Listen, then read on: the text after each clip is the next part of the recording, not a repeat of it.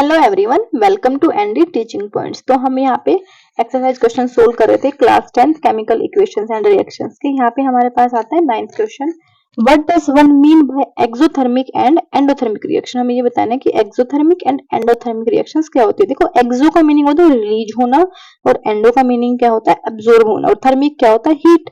तो नाम से हम कंसिडर कर रहे हैं यहाँ पे ऐसी रिएक्शन जिनमें हीट रिलीज हो वो तो एक्सो हो गई, और जिनमें हीट एब्जॉर्ब हो वो क्या होगी, एंडो होगी। अभी हम इनकी डेफिनेशन देख रहे हैं। Chemical reaction that release energy in the form of heat, light और साउंड। ऐसी केमिकल रिएक्शन जिनमें एनर्जी रिलीज होती है, वो हीट की फॉर्म में हो, लाइट की फॉर्म में हो या साउंड की फॉर्म में हो, ऐसी केमिकल रिएक्शंस को हम क्या बोलते हैं, एक्सोथर्मिक रिएक्शन। एग्जांपल क्या है, जैसे हमने सोडियम और क्लोरीन को रिएक्ट करवाया टेबल साल्ट या कॉमन साल्ट जो NaCl वो फॉर्म करने के लिए।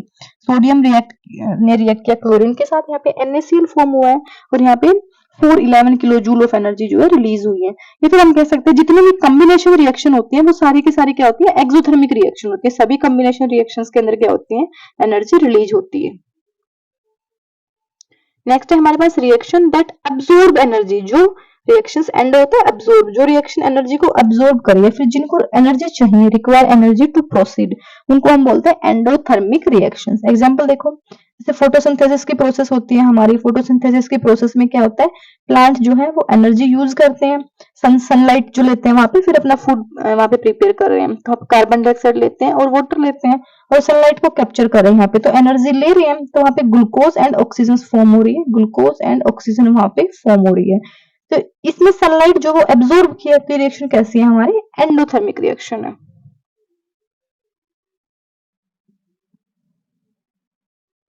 नेक्स्ट है, why is respiration considered an exothermic reaction.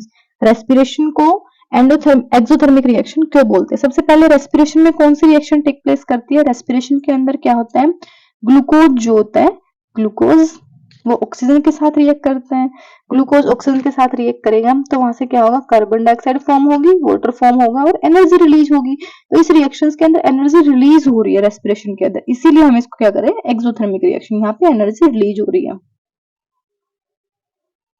Next question है, why decomposition reaction are called the opposite of combination. Decomposition reaction को हम कॉम्बिनेशन रिएक्शंस की अपोजिट रिएक्शन क्यों कहते हैं। देखो, डीकंपोजिशन का मतलब क्या होता है, ब्रेक होना, और कॉम्बिनेशन का मतलब क्या होता है, कंबाइन होना, जुड़ना, तो एक दूसरे के अपोजिट है। Decomposition reaction are those in which a compound break down to form two or more substance. जिसमें एक कंपाउंड ब्रेक होके दो या दो से ज्यादा सब्सटेंस फॉर्म करता है, वो होती है डीकंपोजिशन रिएक्शन। डिकम्पोजिशन के लिए देखो, ब्रेक होने के लिए वहां पे क्या चाहिए, एनर्जी चाहिए। तो इस वाले रिएक्शंस के अंदर हमारे पास क्या होता है, सोर्स ऑफ एनर्जी, एक सोर्स ऑफ एनर्जी हमें चाहिए। और हम ये भी बोल सकते हैं कि डिकम्पोजिशन रिएक्शन जो है वो कौन सी है, एंडोथर्मिक रिएक्शन है। एनर्जी उनको चाहिए, वो एब्जॉर्ब करती है। तो they are exact opposite of combination. Combination की वो एग्जैक्ट क्या होती है, अपोजिट होते हैं, क्योंकि कॉम्बिनेशन में क्या होता है, दो या दो से ज्यादा substance, to or more substance combine होते हैं, और वहां पे क्या होता है, रिलीज ऑफ एनर्जी। डिकम्पोजिशन में क्या होता है, absorption of energy, and combination में क्या होता है, रिलीज ऑफ एनर्जी। तो ये एक दूसरे के एग्जैक्टली अपोजिट रिएक्शन है।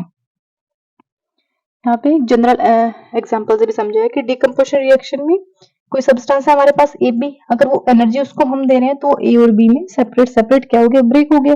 जैसे वाटर हमने लिया है, तो वाटर में से हम इलेक्ट्रिसिटी पास करते हैं, एनर्जी उसको देते हैं, तो हाइड्रोजन एंड ऑक्सीजन में वो ब्रेक हो गया। यहाँ पे कॉम्बिनेशन रिएक्शन में क्या हो गया, टू रिएक्टेंट है ए एंड बी, वो कंबाइन हो रहे हैं, ए बी फॉर्म कर रहे हैं यहाँ पे, और एनर्जी वहां पे रिलीज हो रही है। तो एक दूसरे के क्या है, ये रिएक्शंस हमारे पास अपोजिट है दोनों।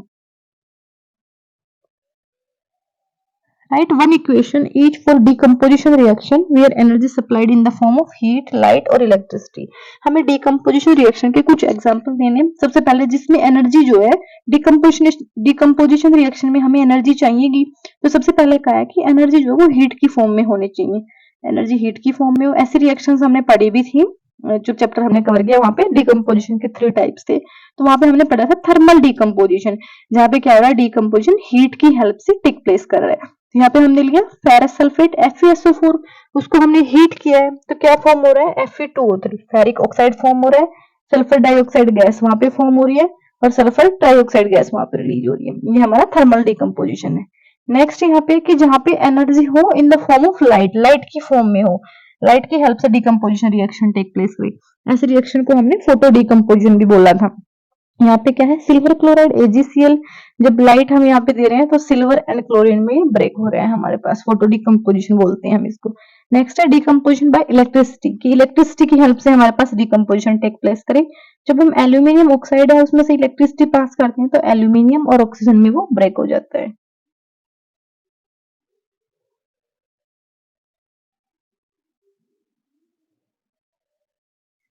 नेक्स्ट है what is the difference between displacement and double displacement reaction.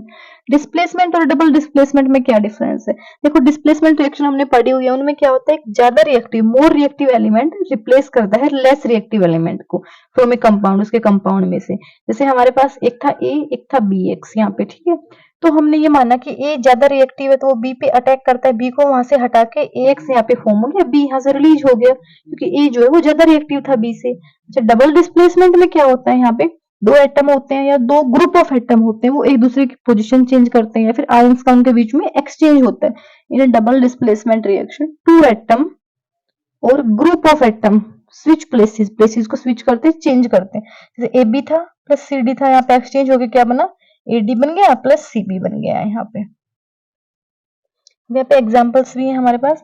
Displacement में क्या हुआ, कॉपर सल्फेट यहाँ पे था और जिंक ने रिएक्ट किया, जिंक ज्यादा रिएक्टिव है कॉपर से, कॉपर को यहाँ से डिस्प्लेस करके जिंक सल्फेट यहाँ पे फॉर्म हो जाएगा और कॉपर यहाँ पे रिलीज हो जाएगा।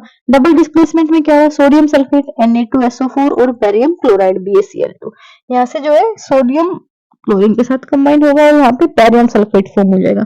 दोनों ने अपने क्या किया, पोजिशन स्विच कर लिया, यहाँ पे आयंस का एक्सचेंज कर लिया है, तो ये कौन सी है, डबल डिस्प्लेसमेंट रिएक्शन।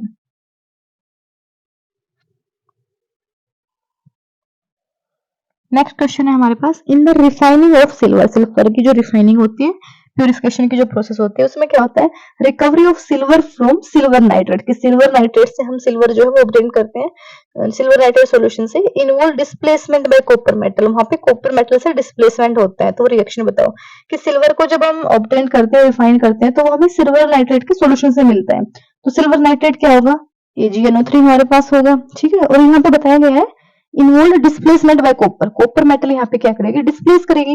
अपने डिस्प्लेस करेगी तो हमें सिल्वर यहाँ से रिफाइन करना है, सिल्वर यहाँ से रिमूव हो जाएगा, कॉपर नाइट्रेट यहाँ से फॉर्म हो जाएगा, ये हमारे पास रिएक्शन होगी।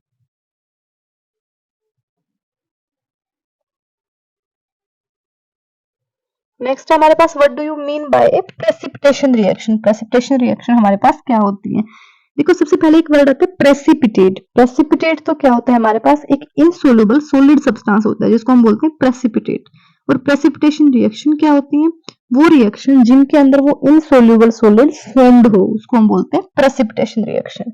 एग्जांपल जैसे हमने लिया सोडियम कार्बोनेट लिया, उसको हमने रिएक्ट करवाया कैल्शियम क्लोराइड के साथ, तो यहाँ से क्या हुआ, कैल्शियम कार्बोनेट फॉर्म हो गया और सोडियम क्लोराइड हो गया। यहाँ पे जो कैल्शियम कार्बोनेट फॉर्म हो रहा है ये हमारे पास प्रेसिपिटेट बना रहा है, इनसोल्युबल सॉलिड फॉर्म कर रहा है, इस रिएक्शन को हम बोलते हैं प्रेसिपिटेशन रिएक्शन। और एग्जांपल एक हमारे पास यहाँ पे सोडियम सल्फेट लिया, उसको बेरियम क्लोराइड के साथ रिएक्ट करवाया, तो यहाँ से एक तो सोडियम क्लोराइड फॉर्म हो रहा है, दूसरा बेरियम सल्फेट। जो बेरियम सल्फेट है ये भी हमारे पास एक इनसोल्युबल सॉलिड सब्सटेंस है, प्रेसिपिटेट है, तो ये भी हमारे पास प्रेसिपिटेशन रिएक्शन का एग्जांपल है। नेक्स्ट है explain the following term of gain और loss of oxygen with two example. Oxygen का गेन हो रहा है या लॉस हो रहा है वो बतानी है हमें। ऑक्सीडेशन में क्या होता है, मैंने बताया था ऑक्सीडेशन, आपको सिर्फ ये याद रखना है कि ऑक्सीडेशन मीन ऑक्सीजन का ऐड होना। तो ऑक्सीडेशन रिएक्शन कौन सी होंगी, जिनके अंदर ऐड ऑफ ऑक्सीजन या गेन ऑफ ऑक्सीजन।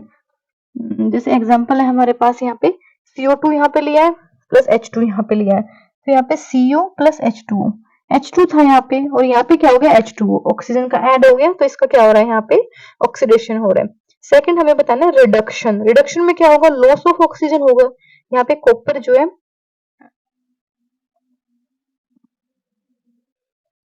अच्छा इसी का एग्जांपल हमारे पास ऑक्सीडेशन का ही एक और एग्जांपल लिया है। यहाँ पे कॉपर है, ऑक्सीजन के साथ रिएक्ट करके क्या बना रहा है, कॉपर ऑक्साइड। यहाँ पे कॉपर था, यहाँ पे copper oxide, add of oxygen हुआ है, गेन ऑफ ऑक्सीजन हुआ है, तो ये कौन सी है हमारे पास, ऑक्सीडेशन रिएक्शन। रिडक्शन में क्या होता है, लॉस ऑफ ऑक्सीजन। अभी रिडक्शन के एग्जाम्पल हम देखेंगे यहाँ पे CO2 कार्बन डाइऑक्साइड और यहाँ पे H2, तो यहाँ पे क्या हो गया CO, CO2 से CO फॉर्म हुआ है, मतलब यहाँ पे 2 ऑक्सीजन सी, यहाँ पे एक ऑक्सीजन प्रेजेंट है कार्बन के पास, एक ऑक्सीजन का यहाँ पे कार्बन ने क्या किया है, लॉस किया है, तो यहाँ पे क्या हुआ, रिडक्शन टेक प्लेस किया है। CO कॉपर ऑक्साइड है, उसको H2 के साथ रिएक्ट करवाया है, तो यहाँ पे कॉपर एंड H2O फॉर्म हो रहा है, तो यहाँ पे कॉपर ऑक्साइड ने ऑक्सीजन को लॉस कर दिया है, तो कौन सी रिएक्शन है, यहाँ पे रिडक्शन रिएक्शन टेक प्लेस कर रही है।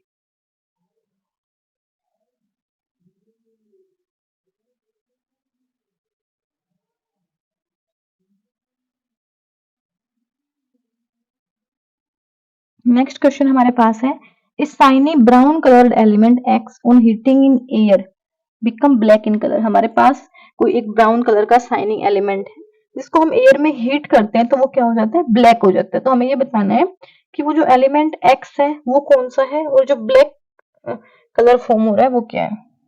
तो सबसे पहले हमारे पास जो एलिमेंट है वो है कॉपर। कॉपर जो है वो एक ब्राउन कलर का हमारे पास एलिमेंट कॉपर है, और वो एक कॉपर को जब हम हीट करेंगे ऑक्सीजन की प्रेजेंस में, कॉपर को जब हम एयर के अंदर हीट करते हैं तो वहां पे कॉपर ऑक्साइड फॉर्म होते हैं। तो कॉपर तो हमारे पास शाइनी ब्राउन कलर में है, और जो कॉपर ऑक्साइड हमारे पास फॉर्म हो रहा है वो कैसा होता है, ब्लैक इन कलर होता है। नेक्स्ट क्वेश्चन है, why do we apply paint on iron article. Iron article पे हम पेंट क्यों लगा करते हैं। देखो लोहे की जो ऑब्जेक्ट्स होते हैं, जो चीजें होती हैं, उन पे जंग लग जाता है, रस्टिंग हो जाती है वहां पे। अगर पेंट हम उनके ऊपर कर देते हैं तो जो आयरन आर्टिकल्स है वो मॉइस्चर से और एयर से उनका जो है वो कट ऑफ हो जाता है।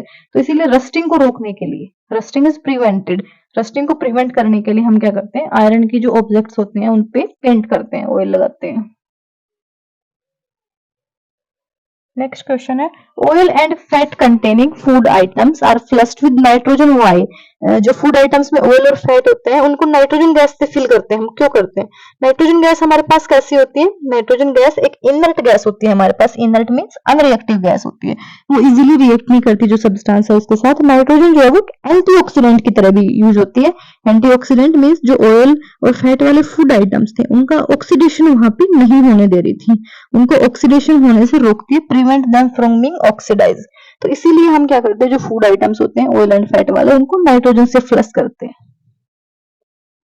नेक्स्ट है, explain the following term with one example. सबसे पहले हमारे पास कोरिजन, फिर रेंसिडिटी।